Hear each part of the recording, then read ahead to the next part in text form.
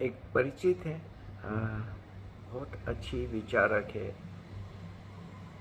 चिंतनशील है, अच्छी लेखिका है, अच्छी कवियत्री है, बहुत सारे गुण हैं और एक बेहतर इंसान है और अच्छी साथिका। तो अभी कुछ दिनों पहले फेसबुक पे वो अक्सर बहुत अच्छा लिखती रहती है, तो ओशो का एक प्रवचन का अंश डाला जिसमें ओशो इस बात पर, वो 60s का प्रवचन होगा, जिसमें ओशो बोल रहे कि तुम विश्व गुरु की बातें करते हो लेकिन विश्व गुरु जैसा क्या करते हो, तो ऐसे ही जैसा ओशो बोलते हैं। तो उनकी बाल पे कोई सज्जन होंगे जिनको ओशो की बात से निश्चित तकलीफ हो गई, क्योंकि अभी ये दौर थोड़ा ज़्यादा ही चल रहा है। तो उनने ओशो को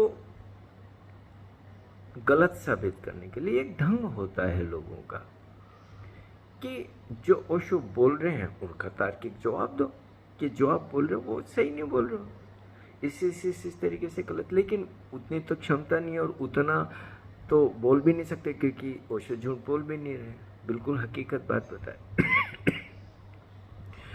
तो मैंने सालों से, लगभग मेरा पूरा जीवन हो गया, मैंने देखा कि जो लोग ओशो को जवाब नहीं दे सकते फिर ओशो को गाली देने लगते हैं, ओशो के ऊपर झूठ कहने लगते हैं। और मतलब ये ढंग होता है कि जो ओशो कह रहे हैं वो गलत कह रहे हैं, जो बोल रहे हैं। और ओशो ने एक बार एक प्रवचन में बात बोली हुई कि जो मैं बोल रहा हूं उसका जवाब दो। बोलो उसको तो कोई छूता नहीं, ये बातें ले आता है मैं कौन सी कार में बैठता हूँ, मैं कौन से घर में रहता हूँ, या जो भी थोड़ी बहुत दूसरे विवादास्पद विषय ले आते हैं। लेकिन ओशो बोलते कि मैं इन सब के लिए ना कब कर रहा हूँ, मैं तो कह रहा हूँ अच्छी कार में बैठना चाहिए, अच्छे घर में रहना चाहिए, जो भी कुछ जीवन स्वीकार की बातें उनकी है। लेकिन फिर ये ढंग होता है। तो मेरे को शुरू से, जब मैं छोटी उम्र का था और ओशो से जुड़ा और लिख तो मैं रहा हूँ छोटी उम्र से ही, तो मैंने पहली बार जब एक बार ओशो के ऊपर कुछ ऐसा ही लिखा पड़ा तो मैंने जवाब दिया। और फिर मेरे लिए एक जुनून हो गया भारत की पत्र पत्रिकाओं में। एक दौर था तब तो लगभग रोजाना 100 पत्रिकाओं में कुछ न कुछ आता था और मैं रात दिन एक करके हर एक के जवाब दे रहा था। हालांकि ओशो के वन जो कथित सन्यासी होते वही कहते थे अरे ओशो तो कंट्रोवर्शियल है, क्यों बोलता है, लिखता है ये वो, लेकिन मैं लिखता रहा। मैंने कहा जब ओशो झूठ के ऊपर लोग झूठ लिखेंगे तो मैं सच लिखूंगा जो मुझे पता है। अब एक बार 4-5 लोगों के साथ मैं बात कर रहा था, बुद्धिजीवी लोग थे और एक बैंक के बड़े ऑफिसर थे। तो बात बात में उनने कह दिया कि अरे मैं एक बार गया था पूना आश्रम। बोले दरवाजा खोलते सी वहाँ तो धुआं ही धुआं, इतने लोग ड्रग्स पी रहे और सारे नंगे पड़े हुए और पता नहीं क्या क्या। मैंने कहा रे वाह यार, मैंने कहा पक्का पूना ही गए थे ना 17 को? बोले बोले हाँ हाँ सब देखा मैंने, तो 2 मिनट रुकना भी मुश्किल, इतना धुआं। तो मैंने कहा एक काम करते हैं कि जो 4-5 लोगों को कल मैं फ्लाइट से पूना लेके चलता हूँ, 5 स्टार होटल में ठहराऊंगा, सारी जो भी खाना पीना सब मेरी तरफ से, और आप आश्रम में बता देना कि कितना धुआं धुआं है या नंगे लोग बैठे हैं या जो भी कुछ। अगर ये सच हुआ तो मेरी तरफ से ट्रीट, और नहीं हुआ तो सारा खर्चा आपको देना पड़ेगा। और वो जो अब मैंने हर व्यक्ति का इस तरीके से, जो जनार्दन ठाकुर अमेरिका जाके आए और ऐसा एक भद्दा लेख नई दुनिया में लिखा, तो जवाब मैं हमेशा ना देता रहा। जवाब मैंने इन सज्जन को भी दिया कि भाई ओशो कहाँ सही नहीं है वो आप बताइए तो मैं भी मान लूँ। अब पहली बात तो उन्होंने जवाब ही नहीं दिया। मैंने दूसरी बार कमेंट किया कि कैसे आप ऐसे लिख रहे हैं, आपके पास कुछ हो तो बताइए, मेरे को भी जाने को मिलेगा, मेरा ही ज्ञानवर्धन हो गया और ओशो सही नहीं है यहाँ पे।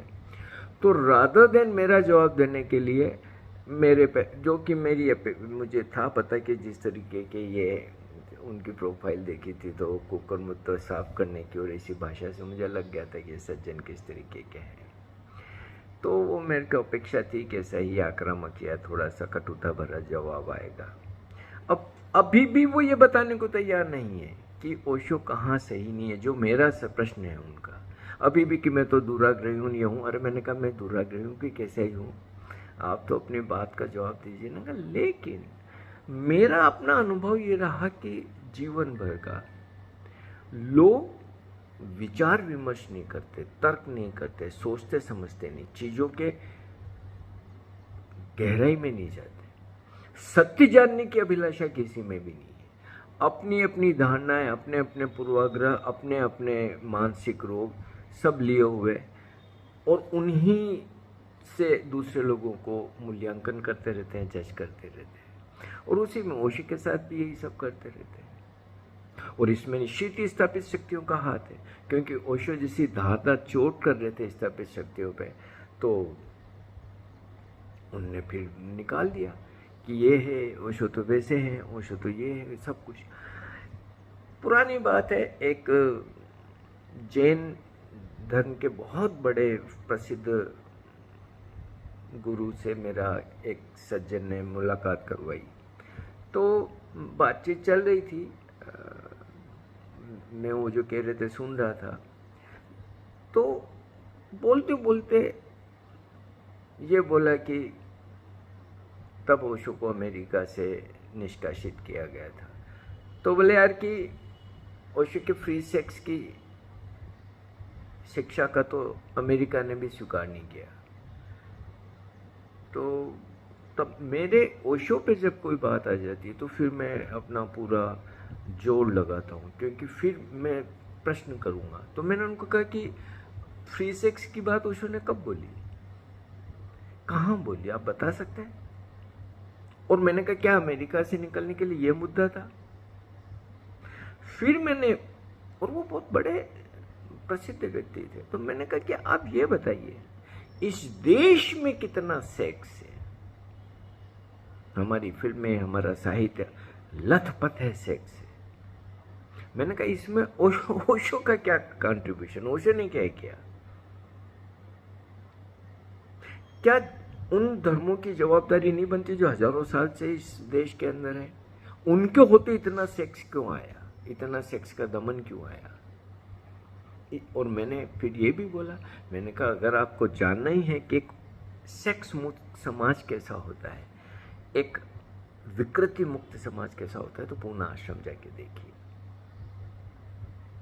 मैं हमेशा ना से कहता रहा कि अगर किसी स्त्री को अपने को ऊपर से नीचे तक बहुत ज्यादा ढांकना पड़े तो निकले तो आंखें नोच लेगी उसको, तो एक सभ्य समाज नहीं है। एक स्त्री ऐसी जगह जहां के अपने सारे वस्त्रों को खोल दे और एक भी आंख उसे नोचे नहीं, ये एक सभ्य समाज होता है। पश्चिम में होते हैं ऐसे, मैंने भी देखे समुद्र किनारे जहां पे हजारों हर उम्र के लोग निर्वस्त्र होते हैं। हमने कई ऐसी चीजों को देखा। तो निश्चित रूप से मेरा हमेशा ना से रहा, आज भी है कि ओशो पे अगर कोई होता क्या है कि ओशो पे कुछ भी किसी को बोलते लिखते देर नहीं लगती है, क्योंकि हम लोग जवाब नहीं देते। तो जवाब नहीं होते हैं तो फिर किसी के भी बोलने की, अब जैसे कि आज के हालात में किसी राजनेता के खिलाफ या किसी एक संप्रदाय के ऊपर कुछ बोल के देख ले कोई, मैं उसका, वो भी अति है, वो नहीं होना चाहिए।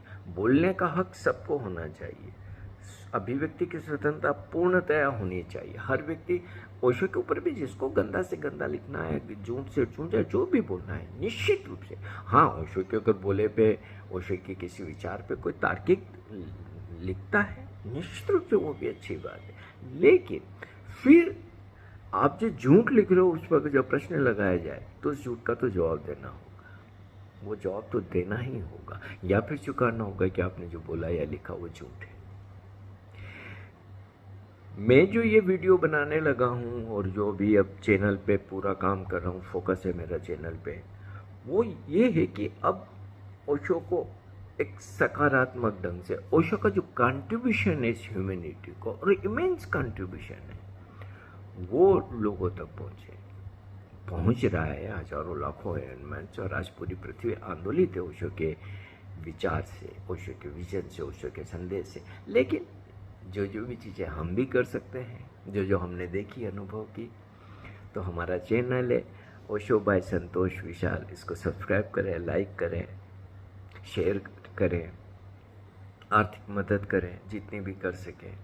अभी हम शेषवा काल में हैं, थोड़ा बहुत अगर सहयोग मिलेगा तो बहुत कुछ करने का मन है, तो वो निश्चित रूप से होगा, ये मेरा मन कहता है कि ये होगा। और फिर निश्चित रूप से तब एक मंच होगा जहाँ से कई आयामों में बहुत सारी बात की जा सकती है, और वो बहुत स्वाभाविक, सकारात्मक। ओशो टाइम्स की टैग लाइन ओशो ने दी थी, दुनिया का पहला शुभ समाचार पत्र।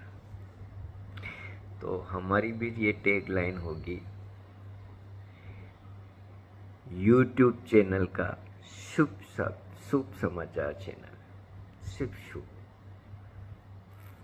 और शुभ बहुत कुछ है, बहुत सारा शुभ है।